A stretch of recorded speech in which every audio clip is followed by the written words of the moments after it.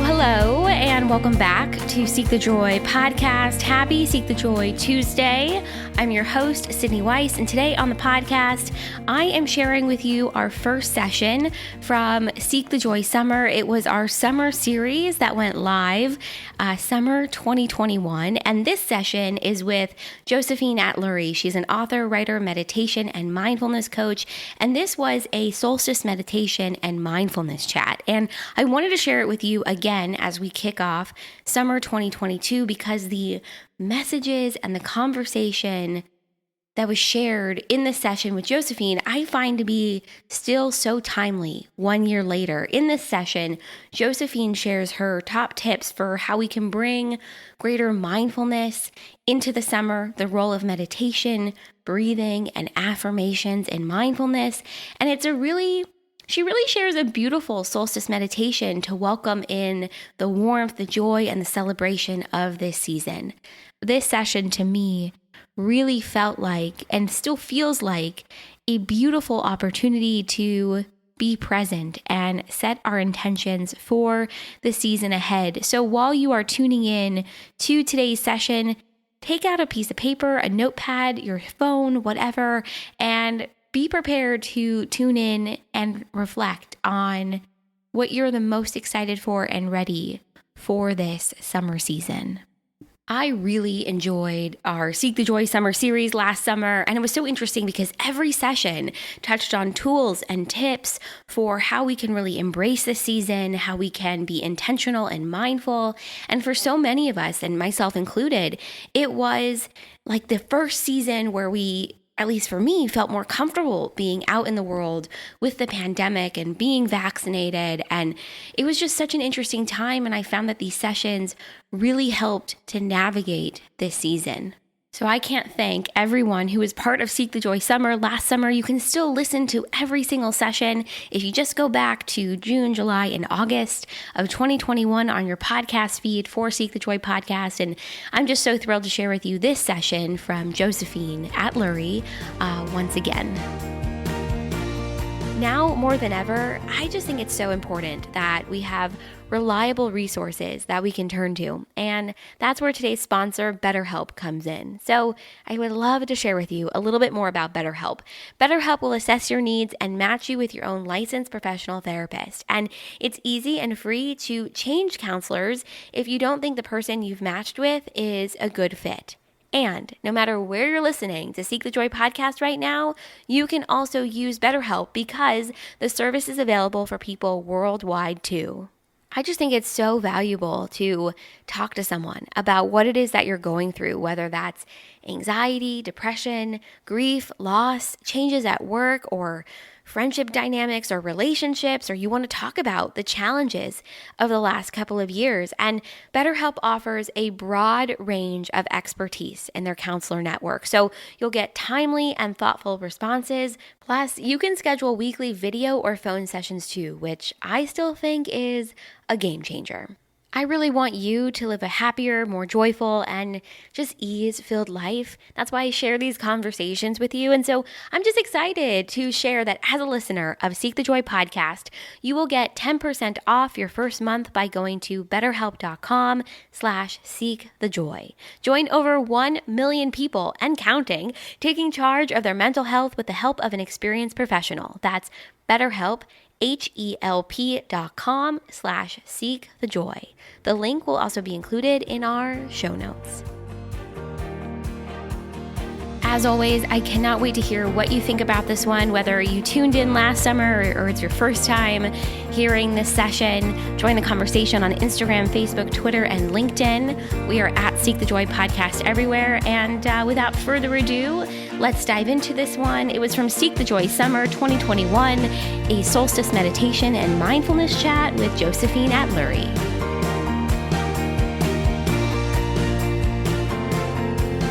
I am so excited to share with you this session with Josephine Atluri. It is a solstice meditation, a beautiful solstice meditation, and a conversation on mindfulness. So as the summer months begin, we're often moving really quickly through life and things are so much more fast-paced, especially as it gets warmer out and we want to be outside and be with friends and be with family. So this is a really beautiful conversation. I'm so excited to dive in with you. I want to introduce you, though, to Josephine. She is a author, writer, meditation, and mindfulness coach, and she's really an expert in these areas. She has helped so many people, thousands of people, overcome adversity to find joy. So, Josephine, thank you for being here. Thank you for being part of this.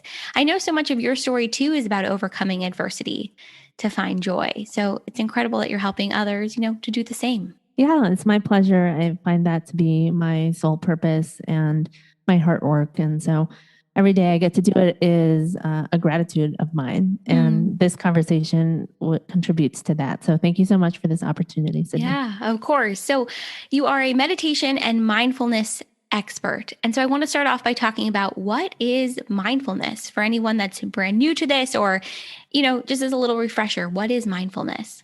Yeah, what mindfulness would be lending oneself completely to the present moment and doing so in a non-judgmental way and just tuning in to everything that's happening within you in terms of your emotions and how your body is feeling, and then moving out externally into what is happening in your environment and with the people who are around you in your relationships.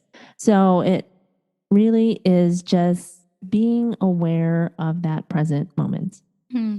I love what you said, that it's really about being aware of the present moment and allowing yourself to stay, in that present moment. And for me, at least over the last year, staying in the present has been really hard. There is, especially when you're in a space of uncertainty, you don't know what's coming at you next. You don't know how to navigate something. Staying in that present moment is really hard. I'm curious what your experience has been staying in that present moment and allowing yourself to practice mindfulness, even when things are not going so great, even when you're just trying to navigate like a difficult situation. What has that been like for you? Yeah, that's a great question. And it's a great point to bring up that, especially during this past year, it has been very challenging. And I think I think it just was an opportunity where everything was magnified, but at the same time allowed us to really listen. And we were afforded the gift of time, of diving deep within ourselves. And so for myself, like every day I'm met with challenges that I need to navigate, of chaos. I have 5 kids and I'm working and we're all at home, although now we're starting to flow out into the world. And that in itself presents challenges, right?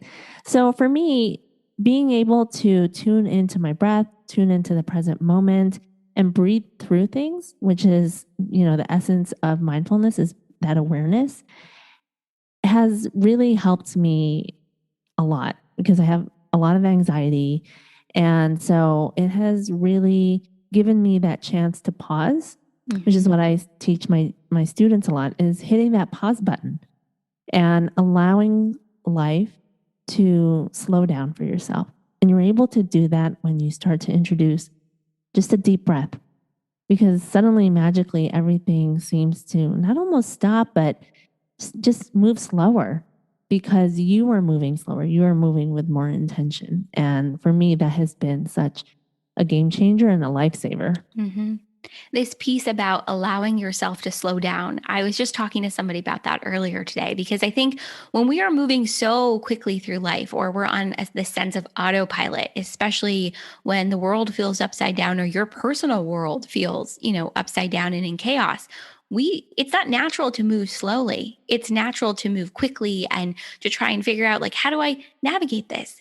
And this key of awareness is really the ability to allow yourself to slow down and to pace yourself and to hit that pause button. So if someone is listening to this and they're like, that sounds great, Sydney and Josephine, but like, how do I actually hit pause in the moment and allow myself to slow down? What have you done in your life, or what are some tips or strategies that you share with people to allow themselves to slow down, hit pause, and then maybe practice greater awareness in those moments?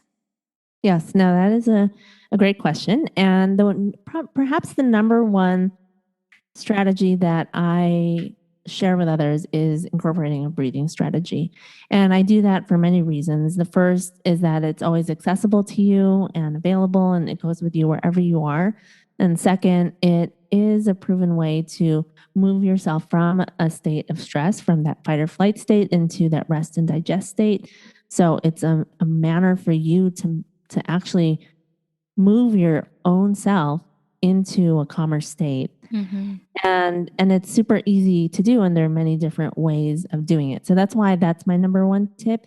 It's more approachable than asking someone to start meditating or doing some of the other mindfulness strategies, because those are things that take some practice. They take time. Just a few minutes of the each time is really what they require. But when you're stuck in a moment of stress and you're triggered, pulling out that breathing technique is so powerful and purposeful. And it can be something as simple as just slowing down your breath, taking a deep breath in and witnessing it, and then slowly exhaling out. And then it can get more complicated, such as like timing your breath, like counting how long your inhale takes, counting how long your exhale takes. There's just so many different manipulations, but really in essence, what's happening there is that you're in tune with your breath in the present moment. And it's hard for you to really think about all those other things that were stressing you out just a moment ago, because if you're really playing along, you're very in tune with that breath in that moment. What I think is so fascinating too about focusing on your breath is it's something that we all have access to. So you don't have to go out and find it. We literally are breathing all day long without even consciously thinking about it. So this idea of bringing your conscious awareness to your breath as a tool or a modality to slow yourself down and stay in the present moment, it's definitely something that I have tried to incorporate in my life, especially in anxious moments when you start to feel like, your heart rate is going up, you feel elevated. So focusing on your breath and just noticing your breathing, it's been a huge game changer. So do you suggest someone starts off with their breath in that sense of just noticing, breathing in, being present in that moment and breathing out? Is that a really good place for somebody to start? It is. And just asking yourself to slow down the breath, breathing in through the nose and exhaling through the mouth. It's such an easy way. And especially when you're very triggered or amped up, it can be hard to remember, well, what was that technique or what was that breathing pattern that she was suggesting? So if you can just go with a slow and deep breath, I'm constantly doing it throughout the day. And what's beautiful is that I see my children doing it. I see my husband doing it without even realizing. At a certain point, it becomes automatic that the moment you have that cue of stress, then you perform this activity, and it immediately gives you the reward of feeling calm and feeling like you can now go back to that situation to navigate it in a more mindful way. You've brought this up a couple of times, but I think often when we think about mindfulness and this practice of staying in the present moment, we think about meditation, and we think about, for a lot of us, either meditation feels great or it feels like, oh my God, like this thing where I sit still and silent and I, just breathe. But the truth is there's so many different ways to meditate. So I'm curious, what does your meditation practice look like? And has it evolved over time too?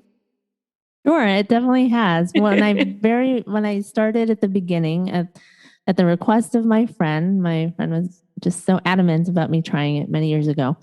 I started with an app, and it was just a few minutes a day because I was on the fence. Like many of the people that I interact with, they tell me that they can't turn off their minds and that it's just impossible because they're always on the go. And I'm like that. And so I was in the same boat. I thought, there's no way this is going to work for me because my mind is just on the run. But I tried it, and lo and behold, it was amazing because even in those 3-minute sessions, I finally gave myself a moment of rest and silence, and not sleeping rest or taking a nap rest. But here is an active but not active moment for myself where I just got to breathe. You said it before, Sydney. We take it for granted that we're breathing, and we don't realize how powerful it is and how purposeful it could be because we're just taking it for granted. We're just doing it. But in that moment, initially in the beginning, it felt so luxurious because I was finally taking care of myself. And so that progressed from getting that feeling and then realizing that I want to keep feeling this way. And so I kept at it, and it was literally just a few minutes a day. And then over time, I progressed it on for myself, and then I wanted to level it up because I'm very type A. I wanted to win at meditation. So I took a teacher training course with just the intention of sort of leveling up my own personal practice, fell in love with it, and knew that I needed to share this goodness with the world.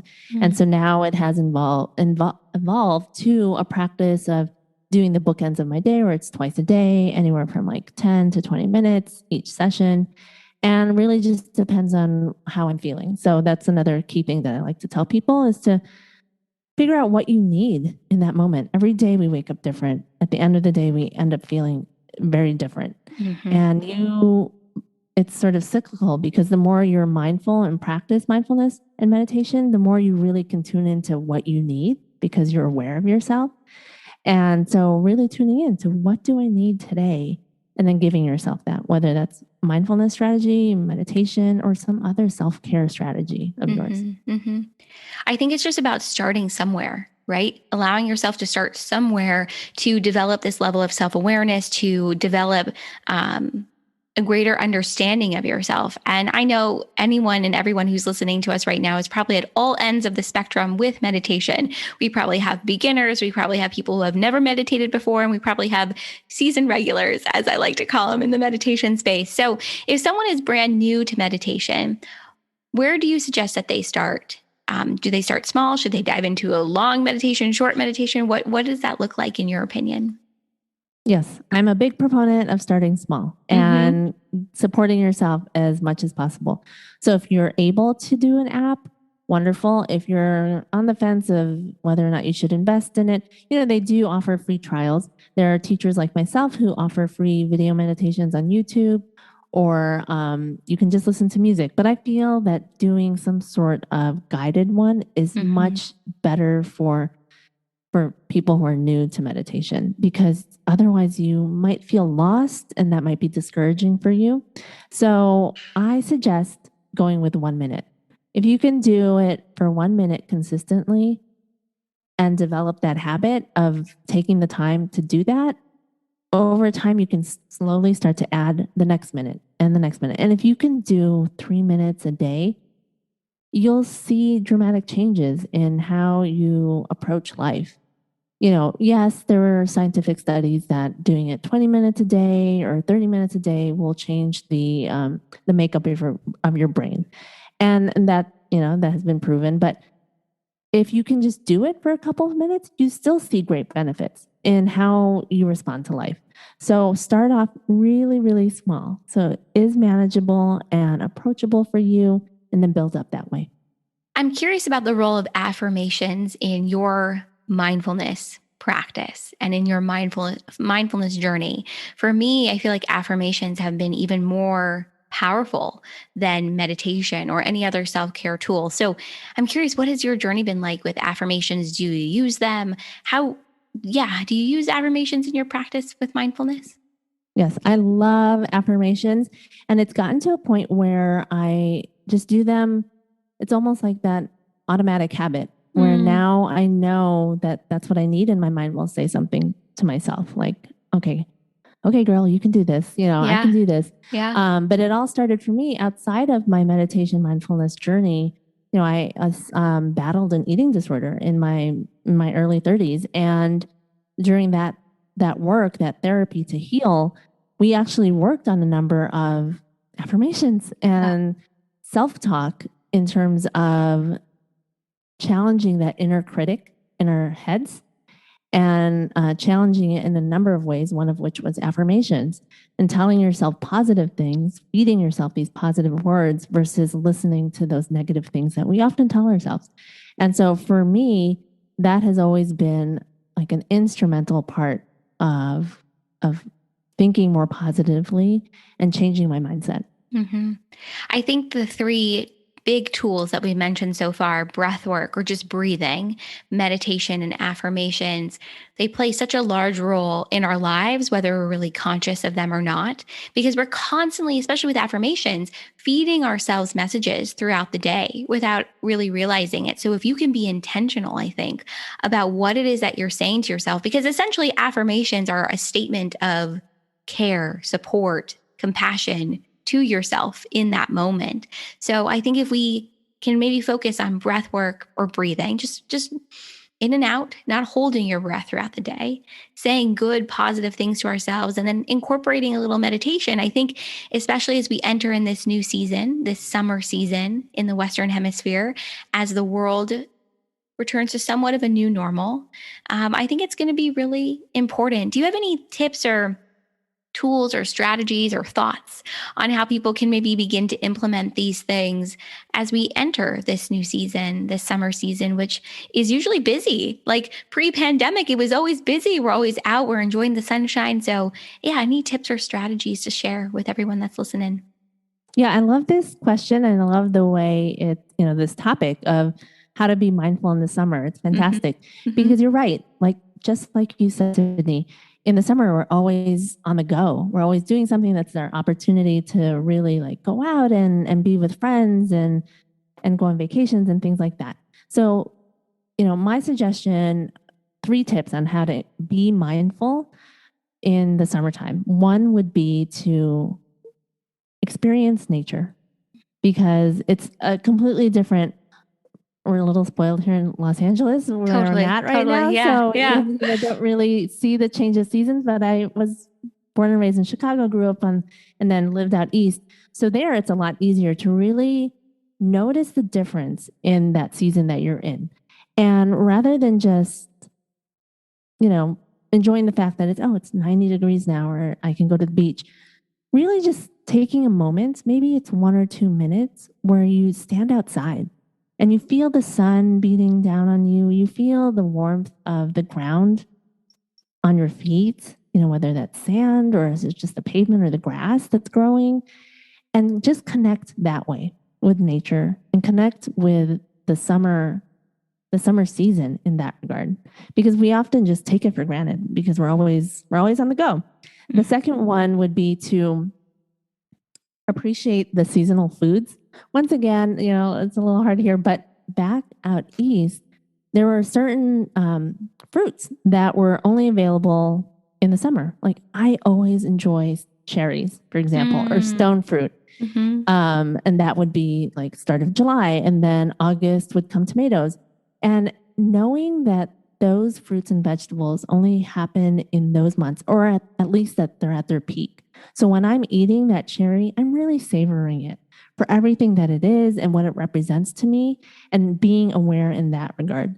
And then the last thing is, when you do all of these activities, to really just be mindful in the moment of how wonderful it is and how you're feeling in that moment, and the beauty and the gratitude that you have to be able to participate in this particular summer event that you may not be able to do in the other seasons. So those are 3 ways to incorporate it while you're on the go, while you're doing things. That doesn't necessarily require you to sit down for meditation, but it allows you to stop and be present and be grateful.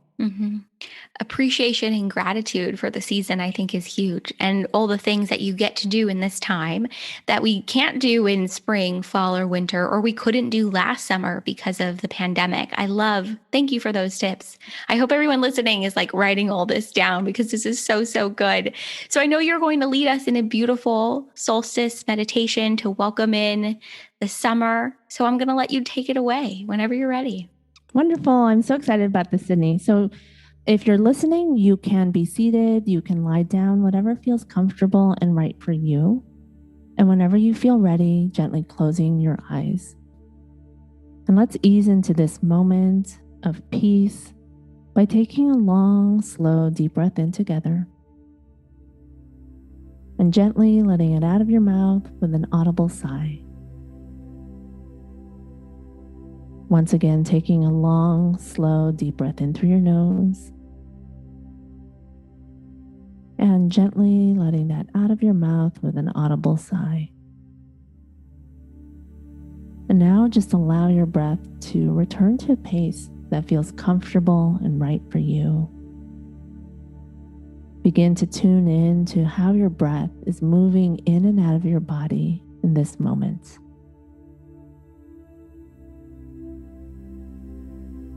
Notice the gentle ebb and flow of that breath as you invite in that inhale and as you let go of that exhale.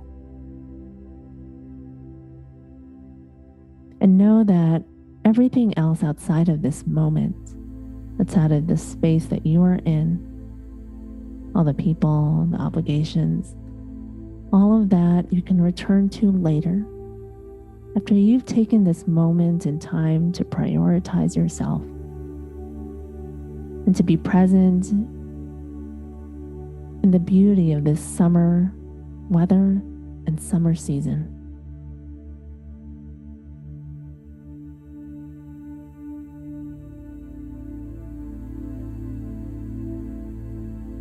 So as you continue taking in your intentional and purposeful breaths, just begin to witness how that summer air feels around you.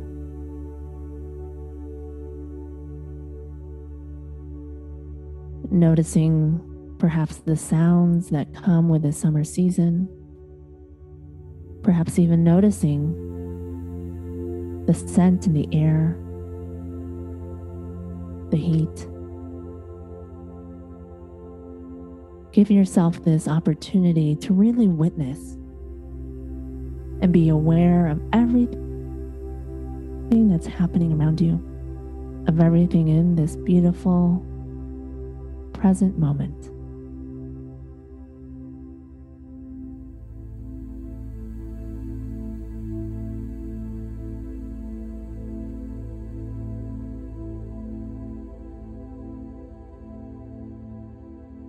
And to tune in and be a bit more present, we'll practice a breathing pattern called the 4-5-6. So on your next inhale, breathe in for a count of 4.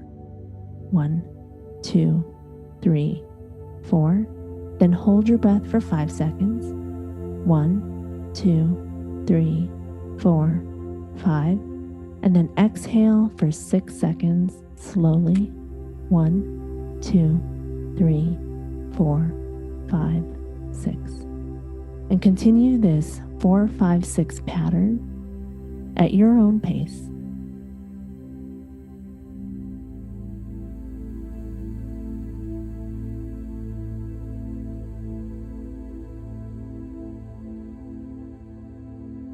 Do this for 3 times, all the while noticing how that breath feels as it moves in and out of your body.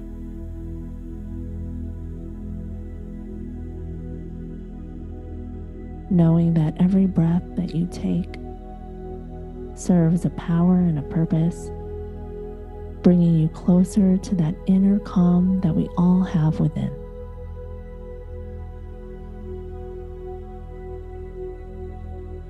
And once you've completed that pattern 3 times, just allowing your breath to return back to a pace that feels comfortable for you.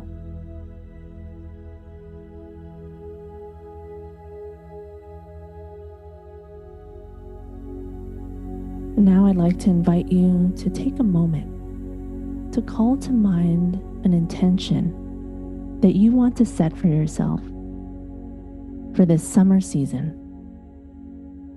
This intention is a feeling that you want to embody, how you want this summer to unfold for yourself. It's almost like a roadmap for how life and how this summer will come into fruition for you.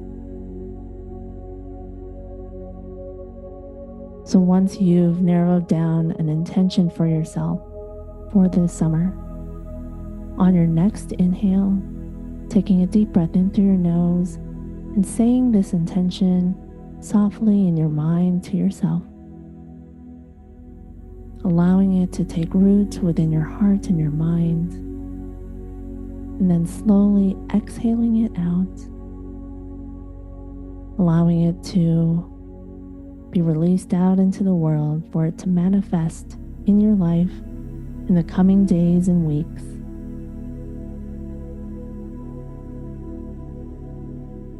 And know that you can always return to this feeling of calm, this intention that you've set in the coming days and weeks and months of this summer season, just by taking a pause, taking a deep breath in, and calling to mind that intention that you have set within your heart and your mind. So let's end our meditation just as we began, by taking a deep breath in through your nose and gently letting it go. Begin to wiggle your fingers and toes to come into this moment. And whenever you feel ready, gently opening your eyes. Welcome back. I hope you feel so much calmer than when we first began and ready to take on this summer season. That was so beautiful. Thank you. I'm going to probably do this every day all summer, this meditation you just shared with us. Thank you, thank you, thank you. And I love this piece about setting an intention for yourself around the summer months too. Beautiful. Thank you, Josephine. You're welcome. Where can everybody find you, connect? I know you have a beautiful podcast and you offer meditations and insights and all these beautiful things on Instagram. So where can everybody find you? And then I would also love for you to share the special gift that you are sharing with Seek the Joy Summer attendees. Yes, thank you so much for the opportunity. So you can find me on my website, which is jatluri.com. On there, you will find the past episodes of my podcast, which is called Responding to Life, Talking Health, Fertility, and Parenthood. And you'll find numerous articles that I've written on mindfulness as it relates in just general mindfulness, but also fertility and parenting. You can find me on Instagram, where I'm sharing a lot of sort of mindfulness tips and inspiration. It's Josephine Atluri. I do have a book coming out this summer, July 13th, called The Mindful Parenting Journal. So if you're a parent, I'd love for you to check it out. And I also offer private one-on-one meditation sessions, as well as online workshops for fertility and for parenting that teach you the basics of mindfulness. And I'd love to offer a discount for those sessions, a 20% discount. And Sydney will have the code. It'll be Sydney20. Perfect. I will put everything. It'll be right below where everyone is tuning in or in the show notes for this one. And just thank you so much again. I am so excited for everyone to connect with you, listen to this meditation. And Josephine, thank you for joining us for our summer series. The pleasure was all mine. I hope you all have a wonderful summer. Seek the Joy podcast is a production of Seek the Joy Media and created, produced, and hosted by me, Sydney Weiss. You can tune into all of our episodes on your favorite podcast platform. And if you're enjoying the show, hit follow and leave us a 5-star rating and review. Make sure to join the community, join the conversation on our social media channels, Instagram, Facebook, Twitter, and LinkedIn. We are at Seek the Joy Podcast everywhere. And don't forget, you can actually watch today's new episode and all of our episodes on our brand new YouTube channel. Click that link in the show notes to subscribe and tune in. As always, thank you for being here. Thank you for listening. And I'll see you right back here next week for another Seek the Joy Tuesday.